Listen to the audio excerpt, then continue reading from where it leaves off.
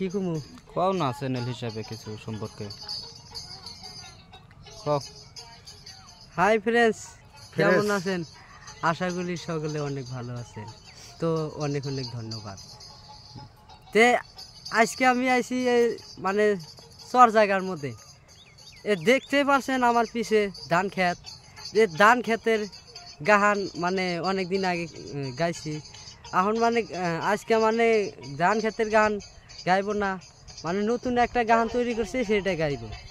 যে গানটা আপনাদের যদি ভালো লাগে তাহলে সাবস্ক্রাইব করবেন এবং শেয়ার করবেন।